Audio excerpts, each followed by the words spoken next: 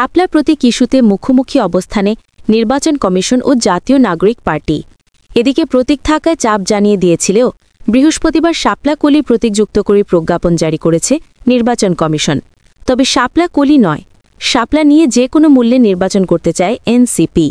এ অবস্থায় দাবি আদায় কি রাজপথে আন্দোলনকে বেছে নেবে এই দল? এদিকে শাপলা প্রশ্নে আপোষহীন বলে জানিয়ে এনসিপির মুখ্য সমন্বয়ক নাসিরুদ্দিন পাটোয়ারি ইসিকে হুমকি দিয়ে বলেছেন, তালিকায় দ্রুত শাপলাকে তালিকায় অন্তর্ভুক্ত করেন। এসব খেলা অব্যাহত থাকলে আমরা নির্বাচন কমিশন ইসি ঘেরাও করব। এর আগে নির্বাচনী প্রতীকের তালিকায় শাপলা কলি যুক্ত করেছে নির্বাচন কমিশন। ইসি তবে এই প্রতীক নিয়ে সন্তুষ্ট নয় জাতীয় নাগরিক পার্টি এনসিপি।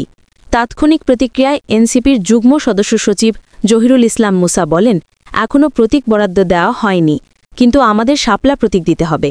অন্যদিকে নির্বাচনী প্রতীকের তালিকায় শাপলা কলি যুক্ত করাকে নির্বাচন কমিশনের প্রতারণামূলক উদ্যোগ মন্তব্য করে এনসিপির সিনিয়র যুগ্ম আহ্বায়ক সামান্তা শারমিন বলেন, শাপলা চেয়েছি, দিয়েছে কলি।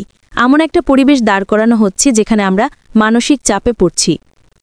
ত্রয়োদশ জাতীয় সংসদ নির্বাচনে রাজনৈতিক দলগুলোর জন্য ১১৫টি প্রতীক চূড়ান্ত করে গত সেপ্টেম্বরের শেষে গেজেট প্রকাশ করে নির্বাচন কমিশন ইসি। এতে জাতীয় নাগরিক পার্টির এনসিপির চাওয়া শাপলা প্রতীক রাখা হয়নি, পাশাপাশি স্থগিত রাখা হয় আওয়ামী লীগের নৌকা প্রতীক, আর জামাতে ইসলামীর দাড়িপাল্লার প্রতীক পুনর্বহাল করা হয়েছে। তবে প্রতীক হিসেবে শাপলা পেতে বরাবরই অনড় অবস্থানে থাকার কথা জানিয়েছে এনসিপি।